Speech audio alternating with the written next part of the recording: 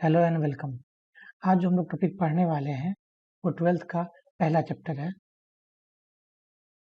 पहला चैप्टर, इस चैप्टर में बहुत सारी खास चीज़ें हैं जो कि आगे ट्वेल्थ में काफ़ी यूज होता है। ट्वेल्थ के ऑलमोस्ट सारे चैप्टर में इसके कॉन्सेप्ट यूज होता है, इसलिए इसको हम लोग अच्छे से पढ़ेंगे, समझ के पढ़ेंगे ताकि आगे कोई दिक्कत नहीं हो। आज हम लोग सिर्फ बेसिक बेसिक कवर करेंगे, तो हम लोग स्टार्ट करते हैं बिना टाइम वेस्ट किए हुए। ये जो टॉपिक है इलेक्ट्रोस्टैटिक्स, ये टॉपिक इलेक्ट्रोस्टैटिक है, तो वो दो वर्ड से मिलके बना हुआ। एक हम लोग को दिख रहा है इलेक्ट्रो, और दूसरा हमारा स्टैटिक्स। अब हम लोग बात करें ये जो इलेक्ट्रो है और स्टैटिक्स का मीनिंग क्या होता है। तो इलेक्ट्रो का मीनिंग होता है चार्ज, मीन्स इलेक्ट्रॉन। इलेक्ट्रो मतलब इलेक्ट्रॉन से समझ सकते हैं हम लोग। इलेक्ट्रो का मतलब हो गया चार्ज, और स्टैटिक्स मतलब एट रेस्ट। अब देखिए इसमें हम लोग को समझना क्या है। मीन्स इस पूरे चैप्टर हम लोग क्या देखने वाले हैं, चार्ज रेस्ट पे होने के कारण, चार्ज रेस्ट पे होने के कारण क्या क्या फिनोमेना प्रोड्यूस करता है। चार्ज रेस्ट पे होने के कारण ये कैसे कैसे इफेक्ट प्रोड्यूस करता है उसको हम लोग समझेंगे। उसी को हम लोग बोलते हैं इलेक्ट्रोस्टैटिक्स। अब जब हम चार्ज के रेस्ट पे रहने पे उसके प्रॉपर्टी को समझना चाहते हैं, इफेक्ट को समझना चाहते हैं, तो पहले हम लोग को चार्ज को समझना पड़ेगा। तो इसमें सबसे इम्पोर्टेंट है इस चैप्टर, आज की लेक्चर हम लोग समझेंगे चार्ज क्या होता है। चार्ज को समझेंगे तभी उसको रेस्ट पे रखेंगे तो उसको क्या क्या फिनोमेना प्रोड्यूस करता है वो हम लोग जान पाएंगे।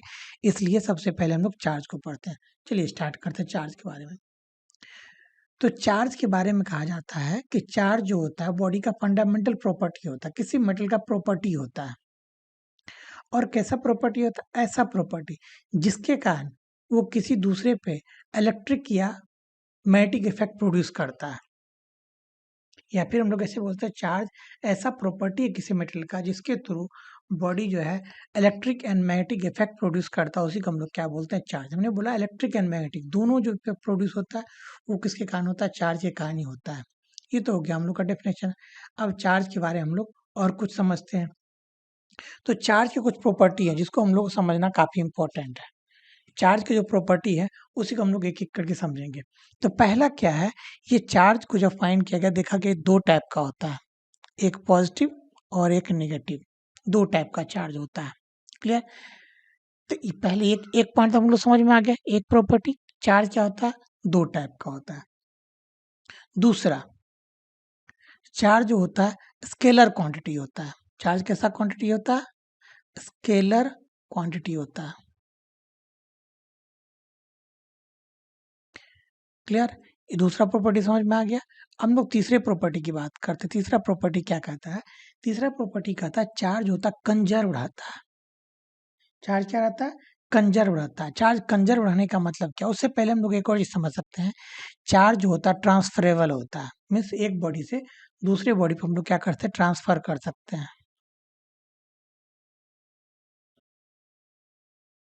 चार्ज कैसा हो गया, ट्रांसफरेबल हो गया। मतलब अगर एक बॉडी ए है और दूसरा बॉडी बी है, तो एक के मान एक के पास बहुत ज्यादा चार्ज है, या फिर एक के पास एक ए अपना चार्ज चाहे इसको देने के लिए तो ये अपना चार्ज को दे सकता है। मीन्स एक बॉडी से दूसरे बॉडी पे चार्ज को ट्रांसफर किया जा सकता है।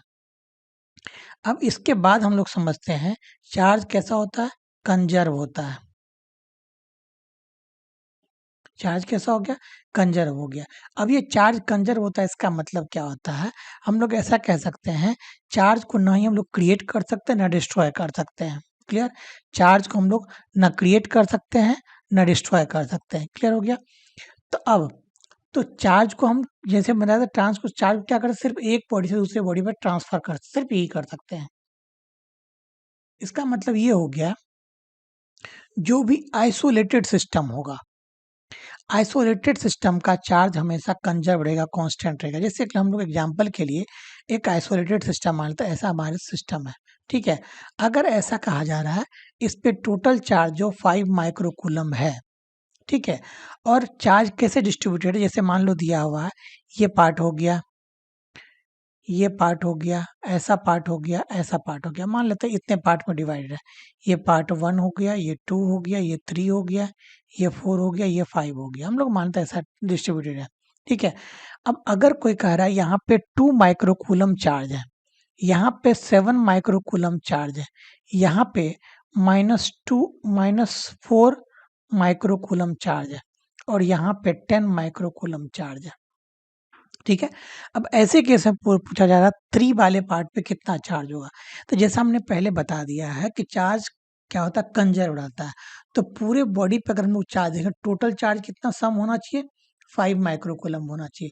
तो सम करते हैं, 2 + 7 + 10 - 4 और ये वाला चार्ज जो अननोन है, तो इक्वल टू कितना हो जाना चाहिए, 5 माइक्रोकूलम हो जाना चाहिए। सब माइक्रोकूलम है। यहाँ से हम लोग क्या कर सकते हैं, क्यू का वैल्यू फाइंड कर सकते हैं। तो कितना होगा, ये 9 हो रहा है, 9 + 10 19 हो रहा है, 19 - 4 मीन्स कितना हो गया, 15।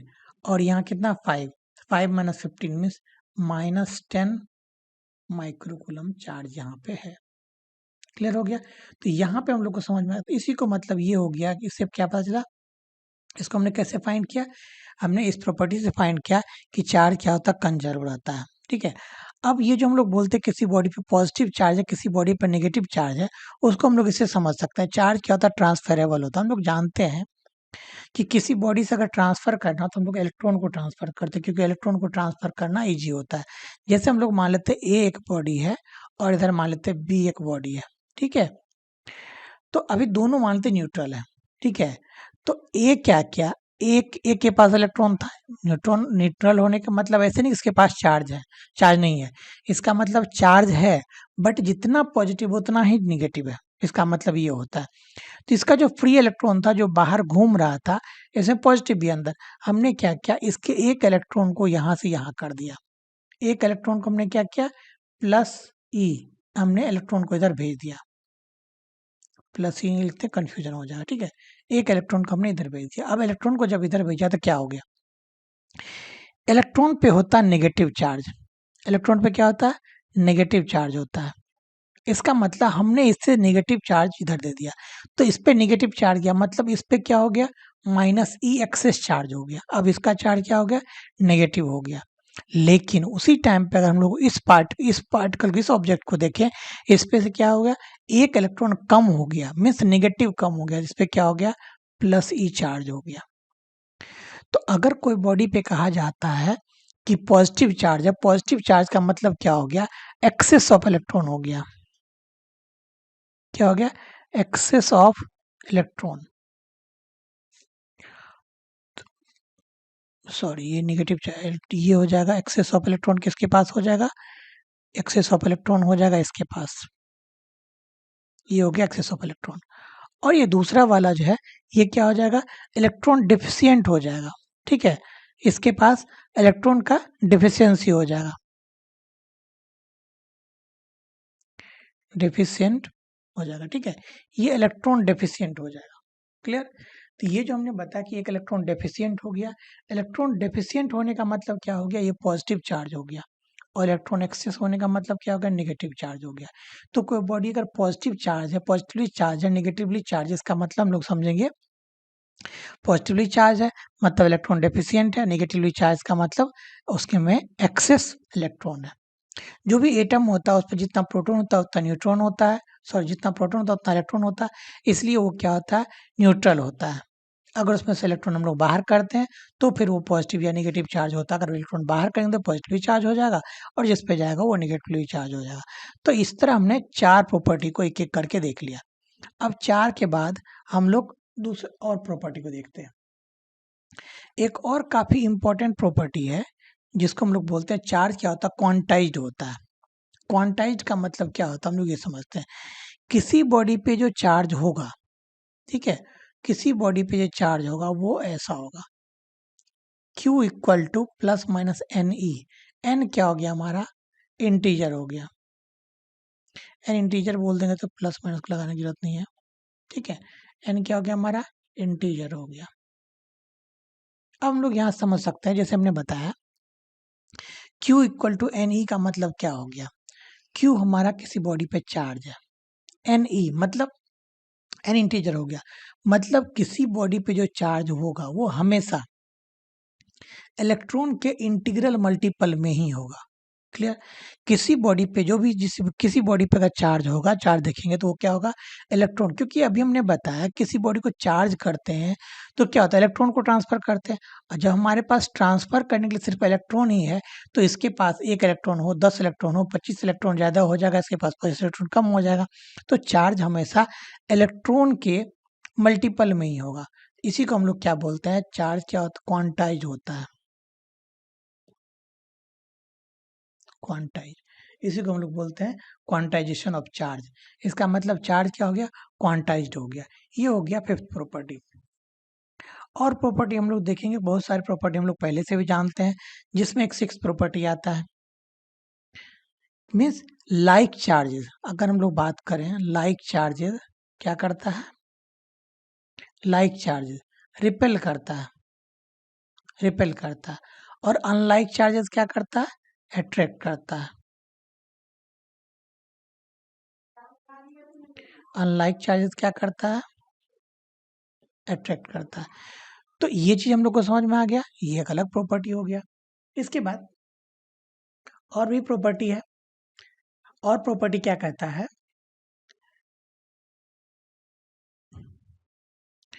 चार्ज जो है, चार्ज, चार्ज बिना मास के एग्जिस्ट नहीं कर सकता है। चार्ज हमेशा मास के साथ होगा। Charge can not exist, can not exist without mass, बिना मास के एग्जिस्ट नहीं कर सकता। जबकि हम लोग दूसरे में देखें तो मास जो होता है, मास एग्जिस्ट कर सकता है, एग्जिस्ट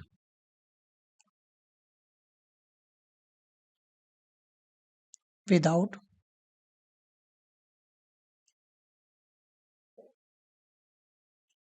चार्ज। जैसे न्यूट्रॉन के बारे में जानते हैं, न्यूट्रॉन पे चार्ज नहीं होता बट वो एग्जिस्ट करता है।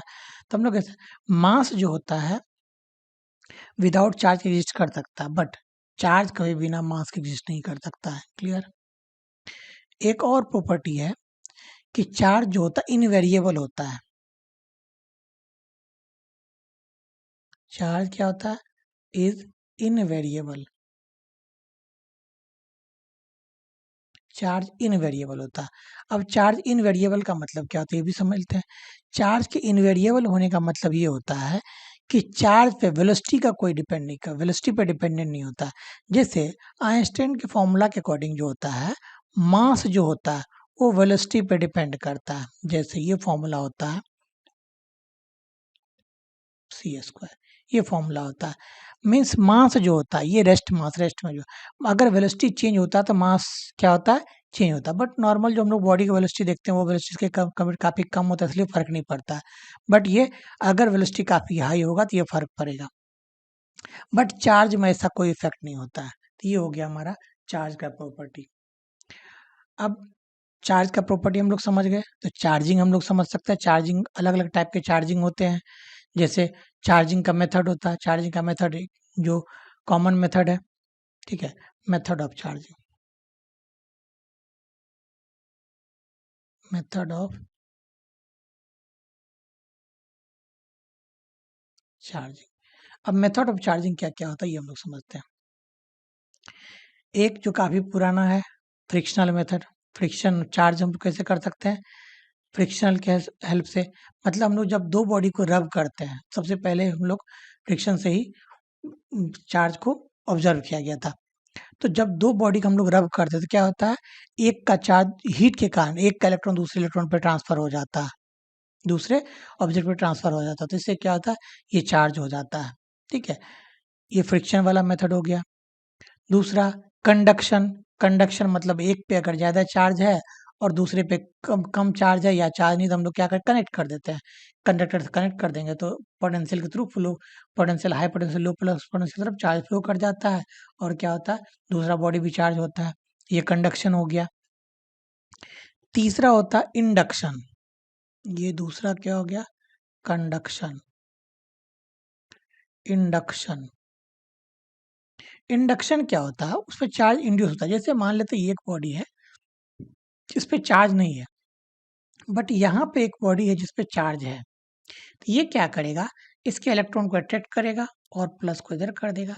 अब इसको समझते हैं, इसमें क्या होता है, इंडक्शन से बॉडी पे कभी भी नेट चार्ज चेंज नहीं होगा, क्योंकि ये बॉडी इसके कांटेक्ट में नहीं आ रहा है। तो इस पे नेट चार्ज पहले जीरो था, अभी भी जीरो, बस क्या होगा, चार्ज का रिडिस्ट्रीब्यूशन हो जाता है। मीन्स इधर नेगेटिव आ गया, इधर पॉजिटिव हो गया, ऐसा हो जाता है। क्लियर, ये हो गया इंडक्शन। और भी मेथड होते हैं बहुत सारा, जैसे फोटो इलेक्ट्रिक इमिशन हो गया, या फिर थर्मल की पावर, और भी होते हैं, बट ये सब मेन है जिसको हम लोग यहाँ पे देखते हैं। ठीक है, तो ये हो गया बेसिक चीजें, हमने चार्ज के बारे में डिस्कस कर लिया। और जिसमें फ्री चार्ज ज़्यादा होते हैं वो कंडक्टर होते हैं, जैसे फ्री इलेक्ट्रॉन ज़्यादा होते हैं वो कंडक्टर होते हैं, जिससे फ्री इलेक्ट्रॉन कम होते हैं वो इंसुलेटर होते हैं। तो ये सब जो बेसिक इलेक्ट्रोस्टैटिक का बेसिक चीज़ों को हमने यहाँ पे देख लिया। इसके आगे हम लोग देखेंगे कूलम्स लॉ। नेक्स्ट लेक्चर हम लोग देखेंगे कूलम्स लॉ। आई होप आपको वीडियो अच्छा लगा होगा। Thanks for watching the video.